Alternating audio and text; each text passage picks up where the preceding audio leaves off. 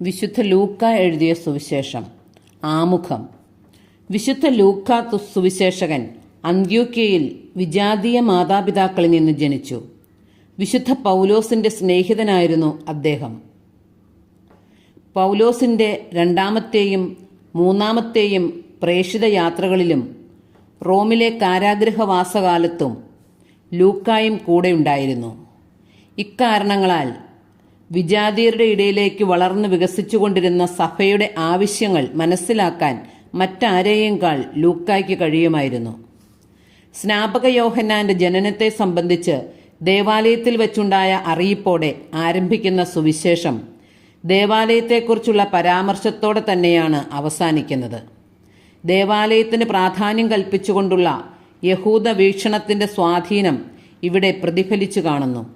എന്നാൽ രക്ഷാകര പദ്ധതി വിജാതീയരെ കൂടെ ഉൾക്കൊള്ളുന്നതാകയാൽ അവർക്ക് പ്രത്യേകിച്ചും സ്വീകാര്യമായൊരു വീക്ഷണം അവലംബിക്കുന്നതിലാണ് സുവിശേഷകന്റെ സവിശേഷ ശ്രദ്ധ പതിയുന്നത്.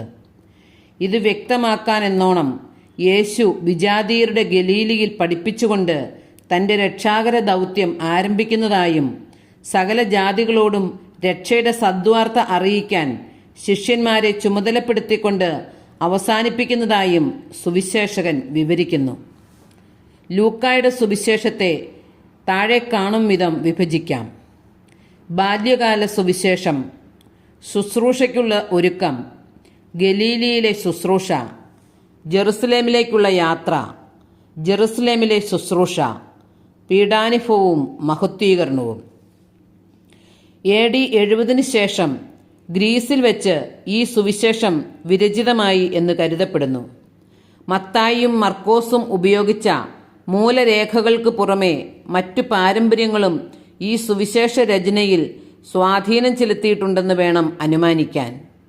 കാരണം മത്തായിയുടെ സുവിശേഷത്തിൽ നിന്ന് വ്യത്യസ്തമായ ബാല്യകാല സുവിശേഷം, സ്നാപക യോഹന്നാനെ പറ്റിയുള്ള കൂടുതൽ വിവരങ്ങൾ, നല്ല സമറിയാക്കാരന്റെ ഉപമ, മർത്തായെയും മറിയത്തെയും കുറിച്ചുള്ള വിവരണം, ധൂർത്തപുത്രന്റെ ഉപമ, ഫരിസേയന്റെയും ചുങ്കക്കാരന്റെയും ഉപമ, സക്കേവൂസിന്റെ ചരിത്രം, ഹെറോദേസിന്റെ മുമ്പാകെയുള്ള വിസ്താരം, എമ്മാവൂസിലേക്ക് പോയ ശിഷ്യന്മാരുടെ അനുഭവം തുടങ്ങി മറ്റു സുവിശേഷങ്ങളിൽ കാണാത്ത പലതും ലൂക്കായുടെ സുവിശേഷത്തിൽ ഉണ്ട്.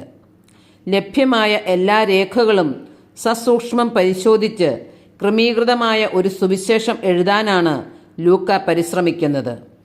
പാരമ്പര്യങ്ങളെ വിശ്വസ്തയോടെ പുനരവതരിപ്പിക്കുക മാത്രമല്ല അദ്ദേഹം ചെയ്യുക, അവയെ സ്വന്തം വീക്ഷണത്തിന് യോജിച്ച വിധം ക്രമപ്പെടുത്തുകയും വിജാതീയ ക്രിസ്ത്യാനികളായ വായനക്കാർക്ക് താല്പര്യം തോന്നാൻ ഇടയില്ലാത്ത കാര്യങ്ങൾ ഉപേക്ഷിച്ചു കളയുകയും തൻ്റെ അനുഭവത്തിൽ നിന്ന് ഉരുത്തിരിഞ്ഞ ഒരു ക്രിസ്തു ദർശനത്തെ അവതരിപ്പിക്കുകയും കൂടി ചെയ്യുന്നു.